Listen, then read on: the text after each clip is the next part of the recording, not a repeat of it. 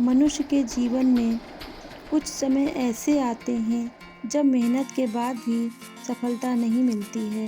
अपनों के बीच में रहते हुए भी अपनेपन महसूस नहीं होता है और लगता है जैसे कोई अदृश्य शक्ति हर कदम पर रोक लगा रही है।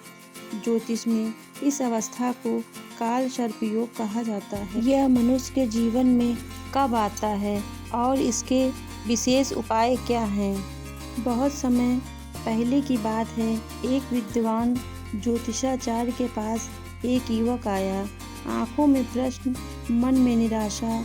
उसने कहा, गुरुदेव, सब कुछ होते हुए भी मेरा जीवन रुक सा गया है। आचार्य ने उसकी कुंडली देखी और बोले, तुम्हारे जीवन में काल सर्प योग है। गुरुदेव जी बोले, जब कुंडली में राहु और केतु सभी ग्रहों को अपने बीच घेर लेते हैं, यानी सारी ग्रह राहु केतु एक ही दिशा में हों, तब जीवन में एक अदृश्य बंधन बनता है। इसी को काल सर्प योग कहते हैं। आचार्य जी ने कहा, काल सर्प योग वाला व्यक्ति मेहनती होता है पर फल देर से मिलता है, बार बार टूटता है पर हारता नहीं है, जीवन में उतार चढ़ाव अधिक झेलता है, मानसिक तनाव और भय अनुभव करता है।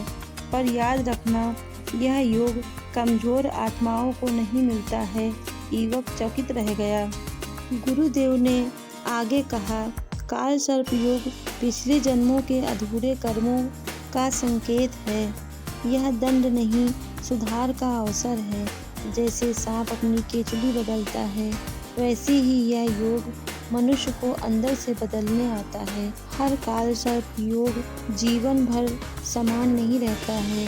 यह विशेष रूप से तब सक्रिय होता है जब राहु या केतु की महादशा अंतर्दशा चल रही हो। जीवन के निर्णायक मोड़ पर व्यक्ति अगर अपना धर्म और सत्य का साथ नहीं छोड़ता है तो ये योग ज़्यादा कष्ट नहीं देता है। जो इंसान सत्य का पालन करता है, अच्छे आचरण रखता है, उससे ये योग उस इंसान को बहुत ऊंचाइयों तक ले जाते हैं। जब व्यक्ति के जीवन में काल सर्प योग चल रहा हो, उस समय भगवान शिव की उपासना करनी चाहिए, क्योंकि राहु और केतु स्वयं शिव जी के गण हैं। सच्चे हृदय से शिव आराधना करनी चाहिए। सोमवार के दिन भगवान भोलेनाथ की शिवलिंग पर दूध, जल, बेलपत्र आदि चढ़ाकर भगवान भोलेनाथ का पूजन करें और उनके मंत्र का जाप करें। ओम नमः शिवाय और महामृत्युंजय का जाप 11 या 21 बार करें। ऐसे करने से यह योग उत्तम फल देने लगता है। और नाग पंचमी के दिन इसकी विशेष पूजा होती है। जिस भी व्यक्ति के जीवन में काल सर्प योग चल रहा हो, वो नाग पंचमी के दिन नाग के जोड़े को भगवान शिव जी के मंदिर में दान करें। आचार्य जी ने अंत में कहा, जिस दिन तुम काल सर्प योग को श्राप नहीं, साधना समझ लोगे, उसी दिन से उसका प्रभाव कम होने लगेगा।